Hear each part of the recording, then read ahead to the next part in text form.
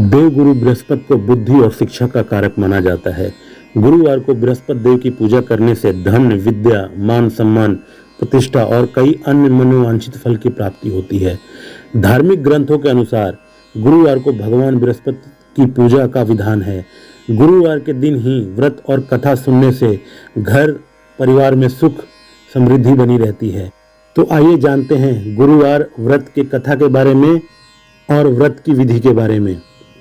नमस्कार दोस्तों, आज हम इस वीडियो में गुरुवार के व्रत की कथा और इसकी विधि दोनों के बारे में बात करेंगे।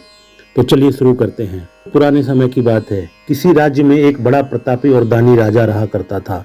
वह हर गुरुवार को व्रत रखकर दीन दुखियों की मदद करके पुण्य कमाता था, परंतु ये बात उसकी रानी को अच्छी नहीं लगती थी। वह ना तो व्रत करती थी और ना ही दान पुण्य में विश्वास रखती थी। इतना ही नहीं, वह राजा को भी ऐसा करने से मना करती थी और बहुत ही आलसी थी। एक दिन की बात है, राजा शिकार खेलने के लिए वन गए। घर पर रानी और दासी थी। उसी समय गुरु बृहस्पति देव साधु का रूप धारण कर राजा के दरवाजे पर भिक्षा मांगने आए। साधु ने जब रानी से भिक्षा मांगा तो वो कहने लगी, हे साधु महाराज, मैं इस दान और पुण्य से तंग आ गई हूँ। आप कोई ऐसा उपाय बताएं जिससे कि सारा धन नष्ट हो जाए और मैं आराम से रह सकूं। रानी की बात सुनकर बृहस्पति देव ने कहा, हे देवी, तुम बड़ी विचित्र हो। संतान और धन से कोई दुखी नहीं होता, जबकि हर आदमी चाहता है कि उसके पास ज्यादा से ज्यादा धन हो। लेकिन फिर भी अगर अधिक धन है तो इसे शुभ कार्यों में लगाओ। कुंवारी कन्याओं का विवाह कराओ, विद्यालय और बाग बगीचों का निर्माण कराओ, जिससे तुम्हारे दोनों लोग सुधरें। परंतु साधु की इन बातों से रानी को खुशी नहीं हुई। उसने कहा कि मुझे ऐसे धन की आवश्यकता नहीं है जिसे मैं दान में दूं और जिसे संभालने में मेरा सारा समय नष्ट हो जाए। अब साधु ने कहा, अगर तुम्हारी ऐसी इच्छा है तो मैं जैसा तुम्हें बताता हूं तुम वैसे ही करते जाना।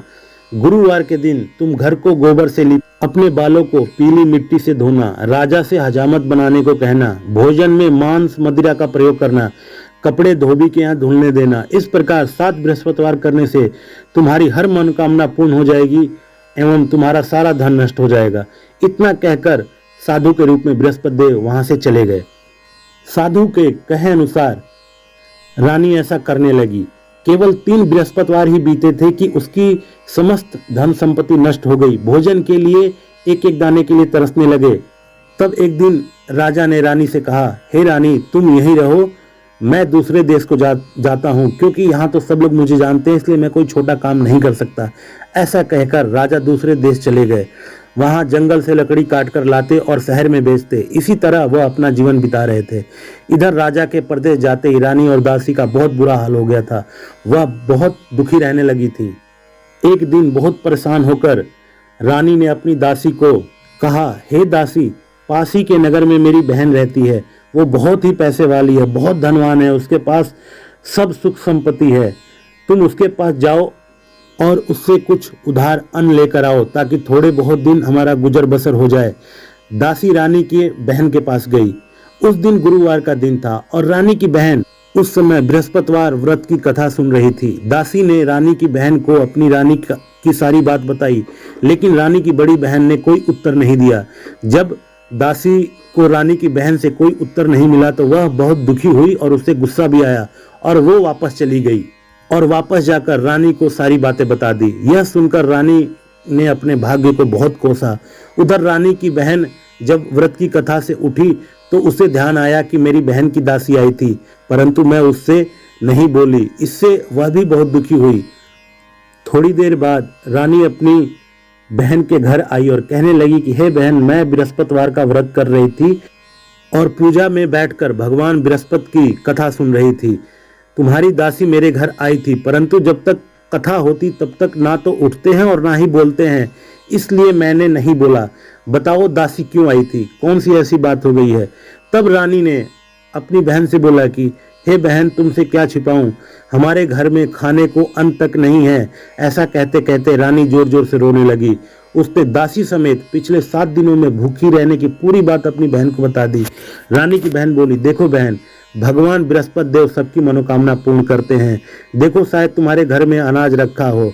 पहले तो रानी को अपनी बहन की बात पर विश्वास ही नहीं हुआ, लेकिन बहन के बार बार कहने पर उसने अपनी दासी को अंदर भेजा जब दासी घर के अंदर गई तो उसे सचमुच में अनाज से भरा एक घड़ा मिला। ये देखकर दासी को बड़ी हैरानी हुई। दासी रानी से कहने लगी, हे रानी, जब हमको भोजन नहीं मिलता है तो हम व्रत ही तो करते हैं, अर्थात व्रत में हम कुछ खाते पीते नहीं हैं। इसलिए क्यों ना इनसे व्रत और कथा की विधि पूछ ली जाए ताकि हम भी व्रत कर सकें।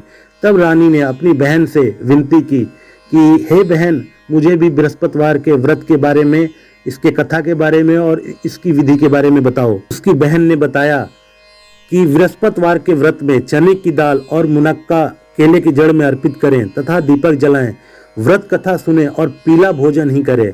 इससे बृहस्पति देव और भगवान विष्णु प्रसन्न होते हैं। व्रत और पूजा की विधि बताकर रानी की बहन अपने घर को लौट गई। 7 दिन के बाद जब गुरुवार आया तो रानी और दासी ने व्रत रखा। वह बाजार में जाकर चना और गुड़ लेकर आई, फिर उससे केले की जड़ तथा विष्णु भगवान की पूजा की। अब पीला भोजन की चिंता को लेकर दोनों बहुत दुखी हुई, क्योंकि उन्होंने व्रत रखा था और इसलिए बृहस्पति देव उनसे प्रसन्न थे। इसलिए भगवान बृहस्पति देव एक साधारण व्यक्ति का रूप धारण कर 2 थाली में पीला भोजन लेकर उनके घर आए और दासी को दे गए। भोजन पाकर दासी और रानी बहुत प्रसन्न हुई। फिर दोनों ने साथ मिलकर भोजन ग्रहण किया। उसके बाद वह सभी गुरुवार को व्रत और पूजा करने लगी। बृहस्पति देव की कृपा से उनके पास फिर से धन संपत्ति आ गई, सारी खुशियां आ गई, परंतु रानी फिर से पहले की तरह आलस करने लगी। रानी की यह आदत देखकर दासी बोली, देखो रानी, तुम पहले भी इसी प्रकार आलस से करती थी, तुम्हें धन रखने में कष्ट होता था, तुम लोगों की सहायता नहीं करती थी, इस कारण सभी धन नष्ट हो गया, और जब अब देव बृहस्पति की कृपा से सब धन मिल गया है तो तुम्हें फिर से आलस से आने लगा है। रानी को समझाते हुए दासी कहती है, बड़ी मुसीबतों के बाद हमने ये धन पाया है, इसलिए हमें अच्छे काम करने चाहिए, लोगों की सहायता करनी चाहिए, दान पुण्य करना चाहिए, भूखों को भोजन कराना चाहिए और धन को शुभ कार्यों में खर्च करना चाहिए। इससे तुम्हारे कुल का यश बढ़ेगा, तुम्हारा नाम होगा, स्वर्ग की प्राप्ति होगी और पितृ प्रसन्न होंगे। दासी की बात सुनकर रानी को अपनी पुरानी भूल का एहसास हुआ। अब रानी अच्छे अच्छे काम करने लगी, दान पुण्य करने लगी, भूखों को भोजन कराने लगी, अपना धन शुभ कार्यों में खर्च करने लगी। इससे पूरे नगर में उसका यश बढ़ने लगा। आइए अब बात करते हैं व्रत की विधि के बारे में।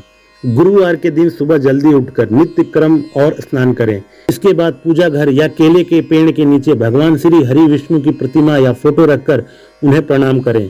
कोई नया छोटा सा पीला वस्त्र भगवान को अर्पित करें। हाथ में चावल और पवित्र जल लेकर व्रत का संकल्प लें।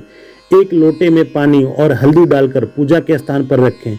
भगवान को गुड़ और धुली चने की दाल का भोग लगाएं। गुरुवार व्रत की कथा का पाठ करें, पूजा पाठ व आरती करें, भगवान को प्रणाम करें और हल्दी वाला पानी केले की जड़ या किसी अन्य पौधों की जड़ में डालें। गुरुवार के दिन व्रत के समय किन किन बातों का हमें ध्यान रखना चाहिए, आइए ये भी जान लेते हैं। अगर आप पहली बार गुरुवार का व्रत रखने जा रहे हैं तो आपको उस गुरुवार का चयन करना चाहिए जिस दिन पुष्य नक्षत्र हो। अगर ये संभव ना हो पाए तो किसी भी मास के शुक्ल पक्ष के पहले गुरुवार से यह व्रत की शुरुआत कर सकते हैं। इस बात का विशेष ख्याल रखें कि जब भी व्रत प्रारंभ करने जा रहे हो तो उस दौरान पौष माह ना हो। अगर आप गुरुवार के दिन भगवान विष्णु की पूजा करते हैं तो उस दिन केले का सेवन भूलकर भी ना करें। हिंदू धर्म के अनुसार केले के पेड़ में भगवान श्री हरि विष्णु का वास माना जाता है, इसलिए गुरुवार के दिन केले के पेड़ पर जल अर्पित करें और उसकी विधि विधान से पूजन करें। अगर हो सके तो गुरुवार के दिन उड़द की दाल व चावल के सेवन से भी परहेज करना चाहिए।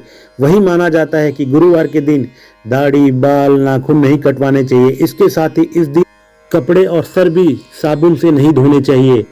पूजा के दौरान पीले कपड़े पहनने की कोशिश करें। पीले फूल और पीले फल भगवान श्री हरि विष्णु और गुरु बृहस्पति को बेहद प्रिय है, इसलिए पूजा के दौरान ये चीजें जरूर अर्पित करें। जिस प्रकार से 16 सोमवार का व्रत रखा जाता है, ठीक उसी प्रकार 16 गुरुवार का भी व्रत रखा जाता है। मान्यता है कि गुरुवार के दिन भगवान विष्णु की पूजा आराधना करने के बाद गुड़, पीला कपड़ा, चने की दाल और केला भगवान को अर्पित करने के बाद गरीबों में दान कर देना चाहिए। कहते हैं ऐसा करने से भगवान विष्णु की कृपा दृष्टि हम पर बनी रहती है। धार्मिक ग्रंथों के अनुसार गायों में करोड़ों देवी देवताओं का वास होता है, इसलिए ऐसा भी कहते हैं कि गुरुवार के दिन गाय को रोटी और गुड़ खिलाने से सभी कष्ट दूर होते हैं और जीवन में खुशियां ही खुशियां आती हैं। तो दोस्तों, अगर ये वीडियो पसंद आई हो तो लाइक कर देना, शेयर कर देना और कमेंट करके जरूर बताना। और अगर चैनल पर नए हैं तो चैनल को सब्सक्राइब करना भी ना भूलना। धन्यवाद।